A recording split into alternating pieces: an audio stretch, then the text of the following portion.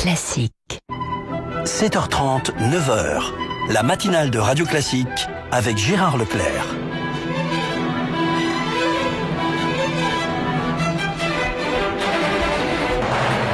L'invité politique sur Radio Classique et LCI. Bonjour à nos amis de LCI, nous les retrouvons comme tous les matins pour l'invité politique. Bonjour Rachida Dati. Bonjour. C'est vous aujourd'hui l'invité politique. Bien évidemment, on démarre avec toujours ce dossier des réfugiés. 5000 hier étaient à la frontière serbo-hongroise. Il y a tout un débat, vous le savez. Alors, que faut-il faire? Faut-il les accueillir? Faut-il des quotas? Ça fait polémique, notamment à droite. Ça fait polémique pour tout le monde. C'est vrai que cette crise des migrants est une crise sans précédent depuis la Deuxième Guerre mondiale. Alors, il y a eu un débat sur le fait d'accueillir ou de pas accueillir, ou en tout cas combien on accueille de migrants. Mais le devoir de solidarité s'impose, ça fait partie de nos valeurs.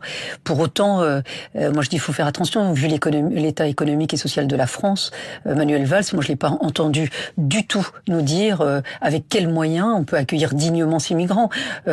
Sur quelle ligne budgétaire, comment fait-il pour accueillir? Il y a une chose dont on ne parle jamais, parce que c'est vrai que Bernard Cazeneuve est à la pointe sur ce sujet, c'est lui qui est à la manœuvre, mais cette question des migrants n'est plus aujourd'hui qu'une question de police, c'est une question sociale. Je vous donne un exemple, Monsieur Leclerc. On a tous été choqués, bouleversés par la présence d'enfants dans cet afflux de migrants, mais moi j'ai pas entendu Madame Vallaud-Belkacem, comme d'ailleurs quand nous parlions en termes de sécurité sur tous ces enfants qu'on retrouve en dehors du système scolaire et qui dérive. On n'entend jamais Madame Vallaud-Belkacem sur des sujets aussi graves que cela. Nous sommes d'ailleurs en période de rentrée scolaire. Mais tous ces enfants, comment on les accueille? Dans quel cadre on les accueille? Parce que on ferme des classes. Si je prends le cas de Paris, on ferme des classes qui sont déjà surchargées. Donc ces enfants, on va les accueillir dans les classes classiques, alors que pour les primo-arrivants, pour les étrangers, vous savez que il faut des classes spéciales avec des enseignants spécialement formés. Nous les avons pas. L'école est aujourd'hui dans un état déjà totalement fracturé. Tous les rapports disent que les inégalités sont aggravées à l'école. Si vous rajoutez des enfants qui effectivement viennent d'arriver dans des écoles qui ne sont pas adaptées, dans des classes où les classes pour primo-arrivants n'existent pas, comment voulez-vous que ça ne fracture pas encore un peu plus et l'école, pour ne pas dire la société française? Moi, j'entends des maires socialistes, par exemple, qui ont demandé à leurs offices de logement de réserver des logements. Alors qu'on est à une époque où on a le moins, c'est-à-dire que c'est l'année, la période où on a le moins de construction de logements. Qu'allons-nous répondre à ces centaines de milliers de Français qui sont en attente? J'ai bien compris. Donc, non, mais ce que je veux dire, vous êtes d'accord pour les accueils, mais à condition que l'État vous donne les moyens, c'est ça? Non, si c'est au-delà de ça, sur quels moyens? Je vois l'Allemagne, parce que maintenant la gauche... 800 000. Oui, mais la gauche, maintenant, nous prend en exemple l'Allemagne, Madame Merkel. Elle a mis 6 milliards d'euros sur la table. C'est une année d'excédent budgétaire. Ils ont les moyens économiques et financiers de le faire. Mais nous, où sont les moyens? On dit qu'il faut accueillir dignement. Bien sûr, il faut accueillir. Mais comment les accueille? C'est facile pour Monsieur Valls de s'en laver les mains. Moi, j'aimerais entendre la ministre du Logement, la ministre de l'Éducation nationale, parce qu'on oublie qu'il y a des enfants. Et vous savez très bien que quand nous scolarisons des enfants, ça crée des droits. Donc, ces sujets-là sont pas des sujets anodins. J'ai bien compris, mais je voudrais revenir un peu sur les principes. Est-ce que oui ou non, vous êtes pour les quotas? Parce que, par exemple, Nicolas Sarkozy a clairement dit qu'il était contre le principe des quotas. Non, hier, entendez, c'est un sujet de... sur les quotas, si. Non, pas du tout. Et ensuite, il a demandé à ce qu'on crée, il dit d'ailleurs que c'était prévu dans une directive européenne, quelque part une nouvelle catégorie, les réfugiés de guerre qui, une fois que la situation se serait améliorée dans leur pays, retourneraient... Monsieur Leclerc, deux choses. D'abord, Nicolas Sarkozy n'a pas dit qu'il était contre les quotas. C'est sous le mécanisme de solidarité. Non, il l'a encore dit hier. Il dit le sujet n'est pas là. Le sujet, il faut pas que ce soit un préalable.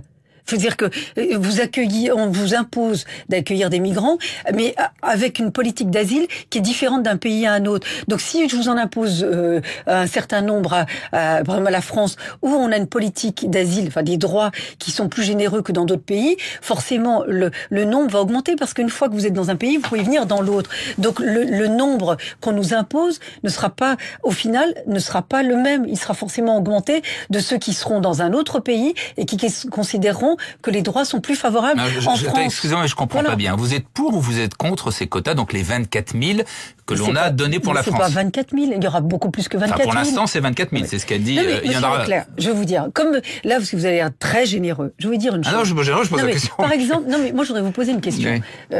Vous habitez, je ne sais pas où vous habitez, mais dans l'immeuble où vous êtes, s'il y a des appartements vacants, est-ce que vous seriez d'accord et content qu'il y ait des familles de migrants qui s'installent dans votre immeuble, sur votre palier, sans qu'on vous en ait parlé avant et vous ne sachiez pas avec quels moyens? Très honnêtement, vous allez me dire oui parce que vous êtes à la radio, mais pour de vrai. Je ne sais pas à moi de répondre à la question. Voilà. Non, mais c'est ça la réalité. Il y a quand même des initiatives partout, des gens qui justement se mobilisent. Bien sûr, les Français sont très généreux. Et l'idée, c'est pas d'obliger les gens à prendre des réfugiés chez eux quand même. C'est pas donc, les quotas, le principe, c'est pas d'obliger la France. Voilà, donc on y vient. Donc quand ça vous concerne personnellement, vous êtes plus nuancé. Quand c'est en global et au niveau du principe, vous l'êtes moins. Donc c'est ça. Et sur l'idée que les réfugiés de guerre, l'idée que les réfugiés de guerre, donc les Syriens, seraient amenés à retourner chez eux une fois... C'est un statut qui existe. Vous êtes d'accord? C'est un statut qui existe et qui n'est pas appliqué pour... Si, il a déjà été appliqué. En tout cas, pour l'instant, la Commission n'en l'a pas évoqué, les directives existent. Il y a des Syriens qui en ont déjà bénéficié de ce statut de réfugié de guerre. Vous êtes pour? C'est un statut qui permet quoi? D'abord, le statut d'asile, l'asile politique, vous donne un titre de séjour, enfin un visa, donc un titre pour séjourner d'une durée de 10 ans. En tant que réfugié de guerre, c'est 1 an renouvelable en fonction de l'état politique, enfin l'état du pays d'origine. Donc je trouve, vous savez, 10 ans, ça crée des droits. 1 an, si c'est pas fini, on peut vous redonner un droit. C'est pas du tout la même chose. Donner 10 ans de droit, c'est pas comme donner 1 an de droit. Et puis moi, je le vois, j'en ai rencontré des migrants. Beaucoup veulent retourner dans leur pays quand effectivement, le pays sera pacifié. C'est une chose qu'ils le souhaitent et une chose qu'on les oblige. C'est pas la même chose. Mais la directive de 2001 qui crée ce statut de réfugié de guerre dit effectivement qu'il faut un consentement de la part de la personne concernée. Ah bah dans ce cas-là, le problème ne se pose pas là. Dites-moi, à Paris, donc on y vient. À Paris, donc ça existe. Non mais ce que vous me disiez, ça n'existe pas et personne n'en a bénéficié. C'est pas appliqué pour l'instant, semble-t-il. Mais la directive existe, mais la Commission ne l'a pas évoqué en tout cas. Anne Hidalgo. Les directives viennent d'où? Bien de la Commission. Je parlais dans la crise actuelle. Certains en ont déjà bénéficié, notamment des Syriens. Anne Hidalgo annonçait hier 7 nouveaux lieux d'accueil à Paris. Est-ce que ça vous paraît une bonne initiative? Donc pour accueillir, je crois, 460 réfugiés supplémentaires. Dans le 7e, il y en a un? Il se passe quelque chose? Non mais là, on est dans l'urgence. Il faut des lieux d'accueil d'urgence. Donc c'est bien. C'est bien Non, mais il n'y en a pas dans le 7e arrondissement. Mais moi, le sujet, c'est après, s'il y a des enfants à scolariser, vous les mettez où? On a fermé des classes à Paris. Madame Hidalgo, elle fait comme elle peut parce qu'on lui a imposé aussi. Mais c'est pas si simple que ça. On oublie les enfants, on oublie l'école.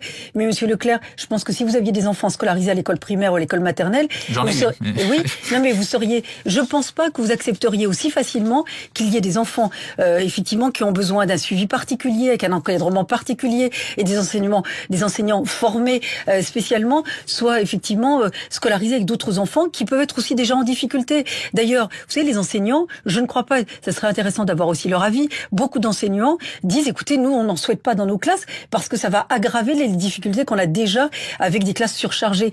Elle est là, la réalité. Donc, faut aussi parler de ça. C'est-à-dire que les principes, c'est bien, mais la réalité, elle est différente. Et c'est pas être des brutes épaisses, des gros fachos pas généreux, que de dire cela. Il faut effectivement... On a bien compris. Oui, j'ai bien... Voilà, non mais c'est pas incohérent ce que je dis. J'ai dit le contraire.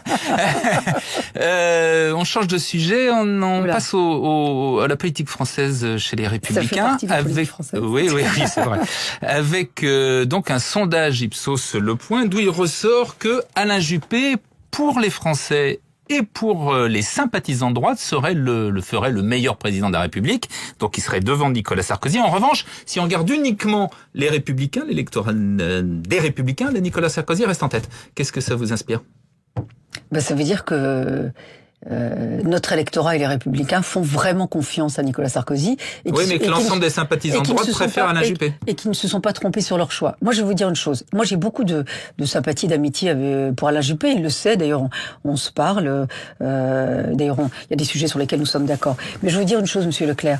Vous savez, quand vous êtes président de parti, quand vous faites un boulot qui n'est pas simple, celui de rassembler, de maintenir une unité, ne serait-ce que, regardez sur les départementales, on est partis unis avec le succès que nous avons connu. Sur les régionales, il n'y a pas de débat sur les listes. Nous avons commencé nos campagnes avant d'ailleurs l'été. Nous sommes unis et rassemblés. Vous croyez que c'est simple quand c'est compliqué? Vous êtes en train de me dire que Nicolas Sarkozy fait très bien son travail et que c'est le meilleur candidat pour les Républicains. Je vais finir. Il fait très bien le boulot et pas forcément un boulot simple. Facile. Parce qu'il se met à dos des amis de longue date à lui, qui voulaient être candidats et qui ne le sont pas, parce qu'il faut laisser de la place pour les centristes. Et donc, tout ça, ça demande un peu de courage, ça crée des inimitiés, ça crée des tensions, et il le fait. Donc, c'est sûr, quand vous faites le sale boulot et que vous êtes plus exposé, vous avez mais j'ai bien moins compris que votre candidat, c'est Nicolas Sarkozy. Mais non, mais oui. Monsieur Leclerc, vous faites des raccourcis, là. Je comprends qu'on soit limité dans le temps pour l'interview. Oui, mais c'est simplement pour avoir votre C'est vrai que pour François Fillon ou d'autres candidats, ou Alain Juppé, ou que ce soit Bruno Le Maire, ils sont moins engagés dans la machine du parti, dans les difficultés à régler, dans les inimitiés que ça peut créer quand vous choisissez quelqu'un plutôt qu'un autre. Donc c'est vrai que vous êtes moins impacté. Puis les sondages d'aujourd'hui, moi je veux bien les voir dans un an. Mais aujourd'hui, il fait le boulot, donc il est le plus exposé.